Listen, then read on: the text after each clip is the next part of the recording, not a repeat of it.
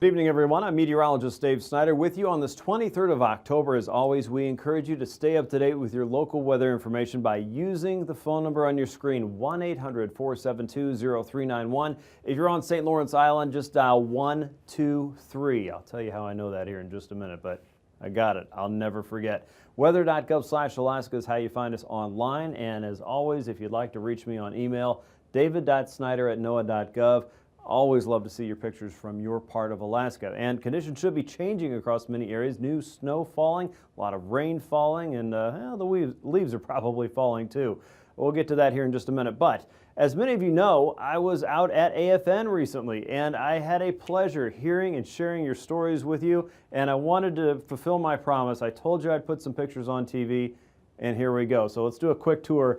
Got to meet Keith from Togiak. Hi to everybody out there in Togiak. It was very good to meet you, Keith. Looks like Daryl and Toluxac is my next person in line. Had a nice conversation with Daryl about everything going on in Toluxac. So I know all of your secrets out there now. But hello to everyone, and thanks again, Daryl, for stopping by. And, you know, I was really pleased to see my friend David again, David Amick from Bethel. It's the second year I've gotten a chance to talk to him, and we had a good time sharing some stories there, and also met up with John from Chivak as he stopped by. So hello to both gentlemen there, and thanks so much for coming by. Alice from AKwx stopped by. Got a nice little selfie there. Got to hear all about things going on in AKwx.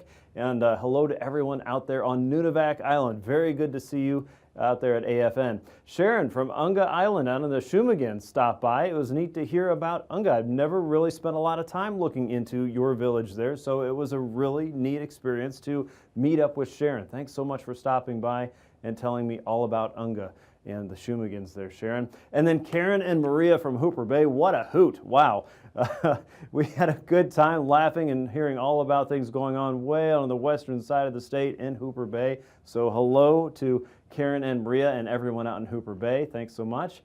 And Maddie and Benjamin from Wainwright. Didn't have a whole lot of folks stopping in from Wainwright, but Maddie and Benjamin were certainly some of them. So good to hear about things going on in Wainwright. Thanks for stopping by the National Weather Service booth there. Rockin' Ray from Chivak. Had to make sure we got in that rockin' part there because Ray is a DJ, as everyone in Chivak probably knows. So he had to tell me all about all the DJ fun going on out there in Chivak, and just a really good time hearing the stories there about what's going on in Chivak from Rockin' Ray there. So good to see you, Ray. And, you know, got an update on the Veniaminoff volcano, and Gerald told me that, you know, at times when it's clearing out, you can hear and see the volcano from out there in Perryville. So it was neat to hear the stories there from Gerald and all about what's going on in Perryville last week. And John from Savunga, he is my secret code for the Alaska Weather Information Line, told me that 123 is all you need to remember when you're calling the line if you want to get the forecast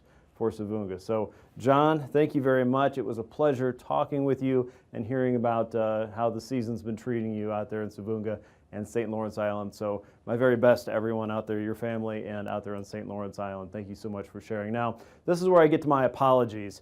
I was keeping a long list of everyone that stopped by in the pictures, and I am terribly sorry that I have forgot or lost the names that I had associated with these smiling faces here. But if my failing memory serves me just a little bit, I believe these two beautiful ladies were from Perryville, I think, because I'm pretty sure we had some conversations about the volcano too. So if I'm way wrong, I'm very sorry. It is completely 100% my fault. And the gentleman here, I believe, was from Southwest, but again, I could be very wrong. So my apologies.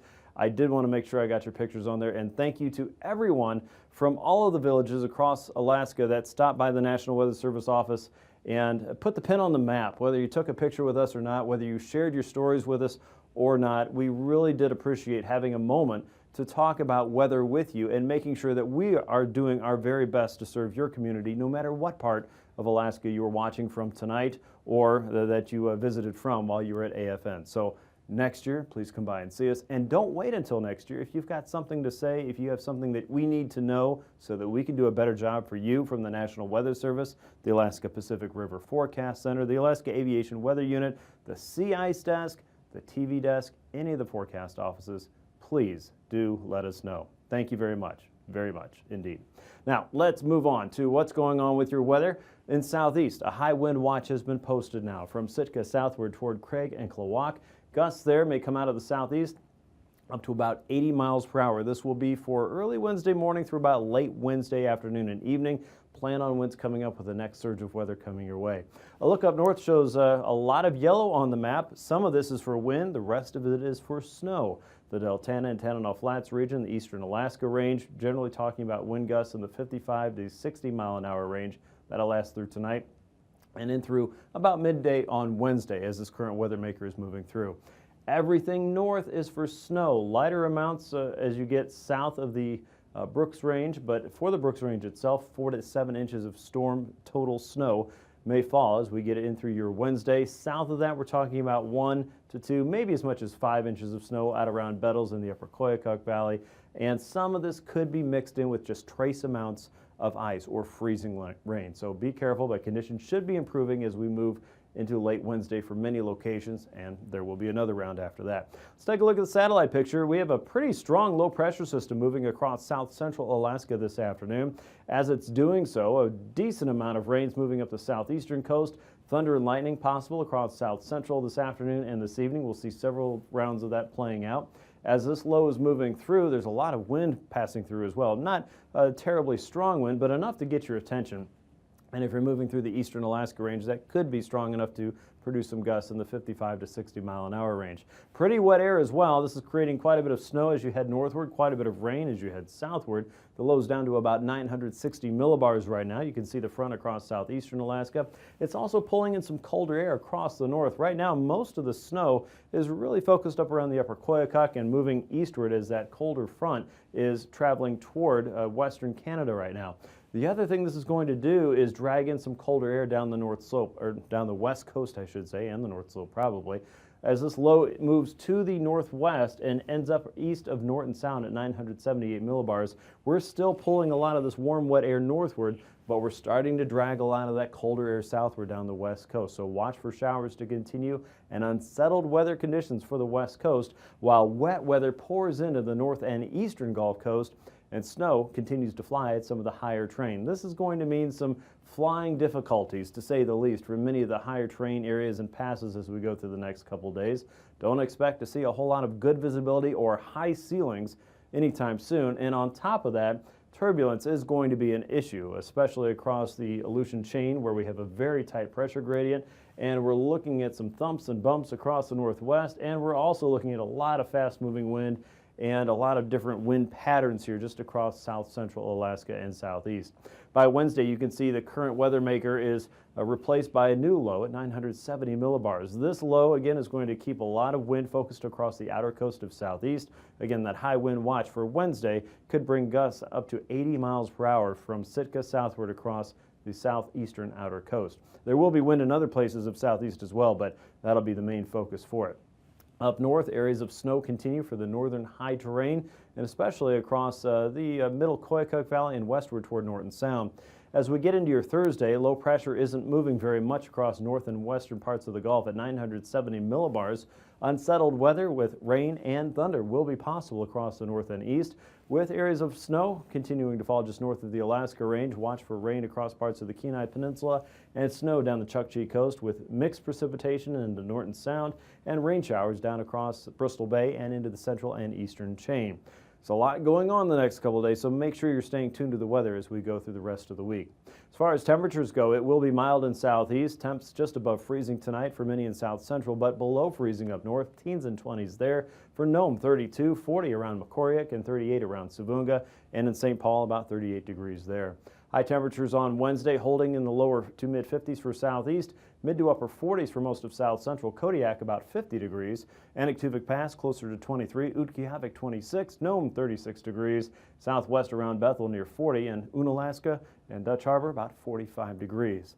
When we come back in just a few minutes, we'll take a look at the rest of your aviation forecast and pay special attention to the turbulence as we go through the rest of the next few days. And now, aviation weather around Alaska.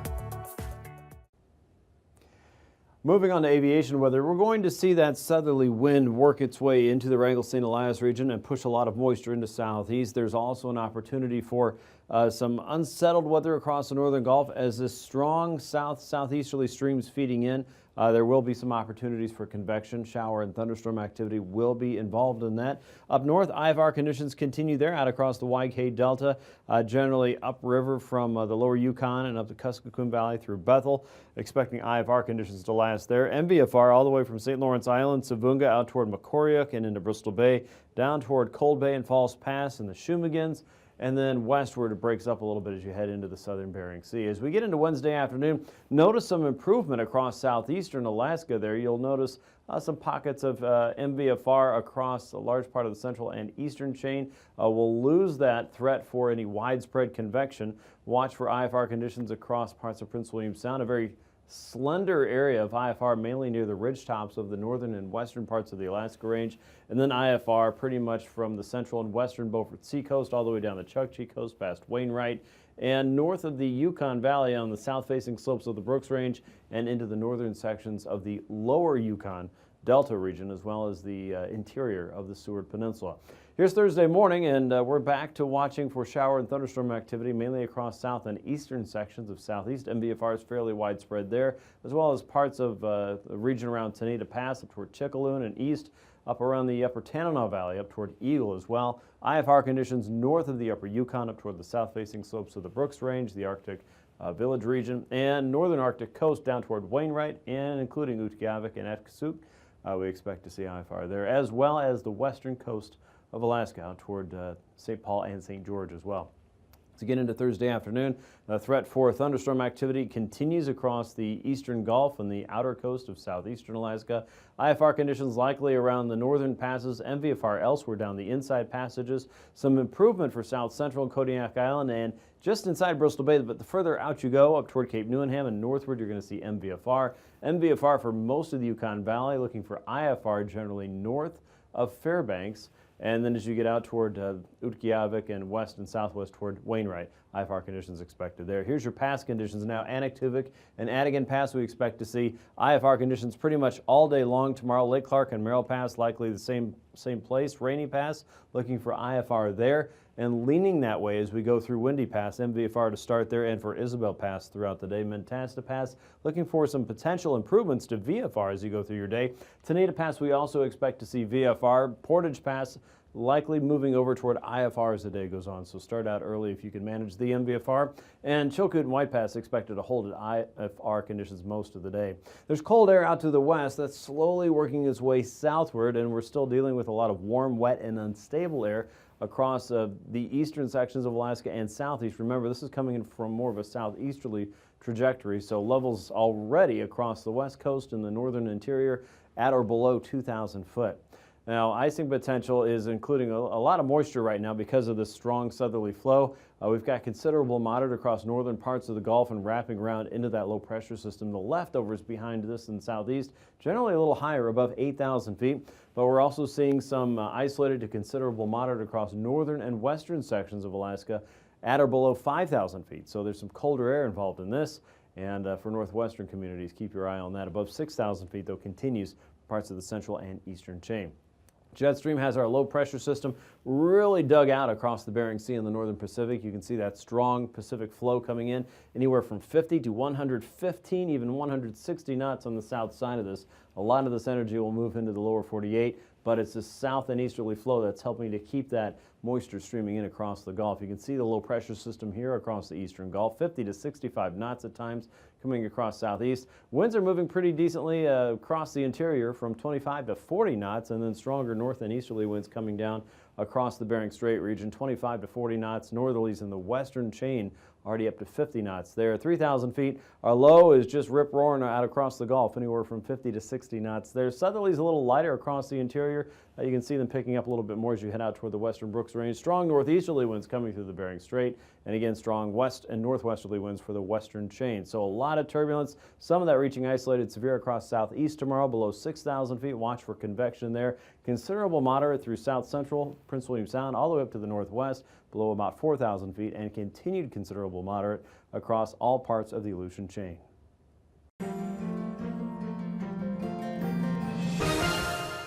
Welcome to another edition of Alaska Weather Facts. I'm meteorologist Dave Snider with the National Weather Service, and joining us today, two more people to talk about the augmented reality sandbox. It's Alana Valaji. She's a University of Alaska Fairbanks mechanical engineering student, helped design and work on the details to make this new type of sandbox there. Thanks for joining us, Alana. Thanks. And Courtney Breest, she's the outreach coordinator for AKwx, which is the experimental program to stimulate competitive research. It's a program funded nationally by the National Science Foundation, right? Yes. Okay. Alana, tell us about how you changed and adapted this version of the augmented reality sandbox. It's a really cool tool. So Gina approached us with 3 goals for this new version of the sandbox. They wanted it to be compact in a light system that could travel around the state. They wanted it to be child-oriented, so we designed the sandbox to have 3 different levels. Okay. It's pretty cool. You can have younger children, you can have high school kids. I guess I should say high school teenagers. Sure. And then we also designed it to be more marketable, user-friendly, so that this could be seen eventually in classrooms all over the place, all over the state. Okay. And you had a big hand in this, but this was a team approach, right? Definitely. It was a really good experience for myself, for George Stevens, who we'll see later. One of our hand models today. Yeah. For 2 other members who aren't here today, Cody Klingman and Austin Hunt. And it was just a really good learning experience all around.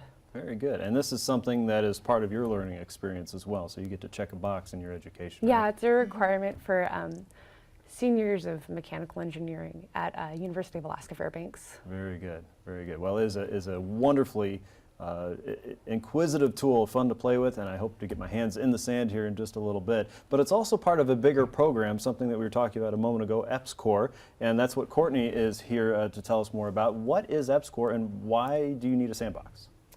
Well, AKwx, as you mentioned, is a national program. We're funded nationally, but we're actually located statewide. We're at UAF, we're at UAA, we're in Southeast at UAS. And she mentioned, you know, taking the sandbox as an educational tool, and that's where I'm an outreach coordinator for the South Central test case. Okay. Our focus is on the Kenai watershed, and we are really interested in using these tools like the sandbox to interact with the students down there and get them interested in STEM and also communicate the research findings that we've been having throughout the state. Okay. And one of those, as George and Eric are kind of changing the contours for us there from UAF to maybe something that resembles a little bit of something more of the Kenai watershed, which is one of your focuses for the study, right? And specifically looking at some of the changes there and how that impacts people and also the salmon. Yes, it is all of our research is social and environmental. Okay. So we have social scientists working hand in hand with our environmental scientists.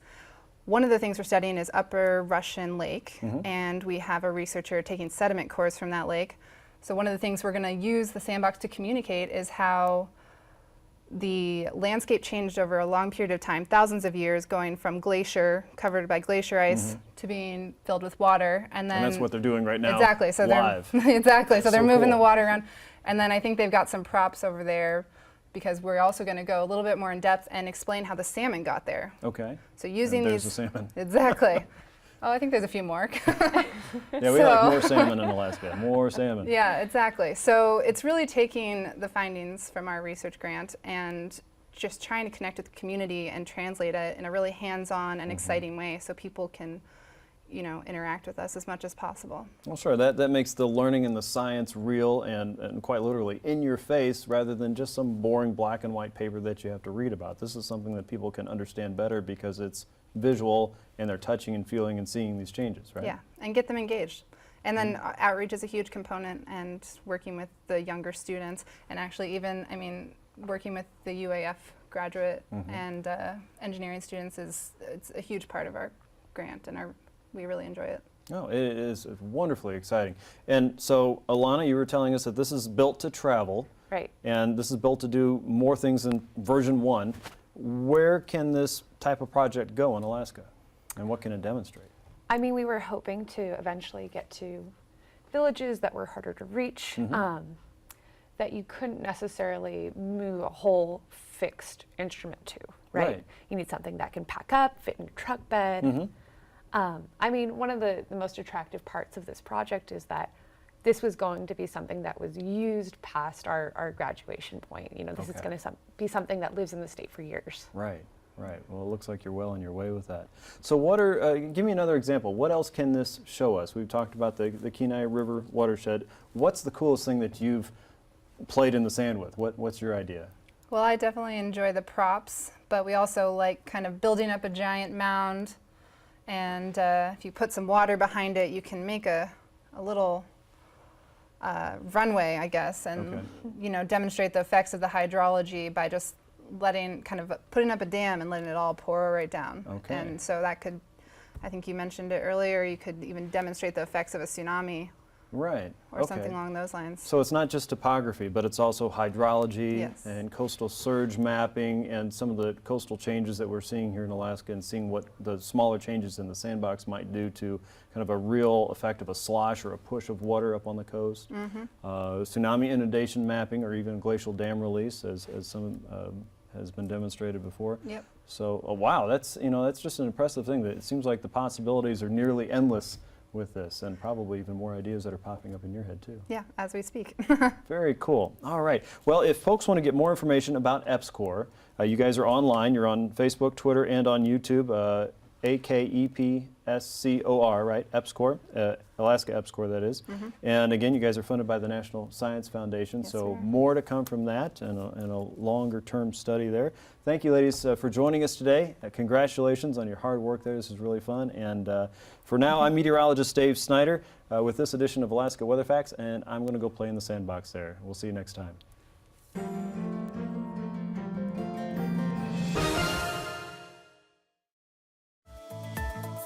And now, marine weather around Alaska. On to your sea ice update now. Ice is filling in fairly quickly across the Beaufort Seacoast. There's still some pockets of marginal ice, if not open water, in between some of the more highly concentrated areas there north of Kaktovik to Prudhoe Bay and westward toward Utqiagvik. You can see some of the ice is also growing down the coast toward Wainwright and along the coast toward Point Lay, but there is still a healthy amount of open water as above normal temperatures still remain on the ocean's surface there from north of Utqiagvik and even just east all the way westward into the Chukchi Sea. Some of this may actually get broken up too, as some higher winds are working through the region later in the week. As we go through Wednesday, you'll notice winds coming up across the southern outer coast for Wednesday morning and into Wednesday late in the day. We're expecting a high wind watch on land from Sitka southward toward Craig and Klawock.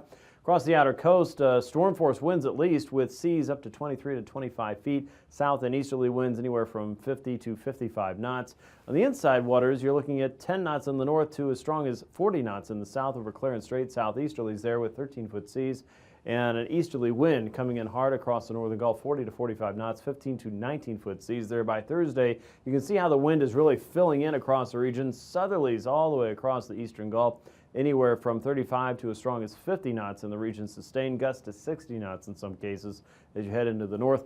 South and easterly winds across the inside passages, 25 to 30 knots, with seas coming up from 6 to 8 feet.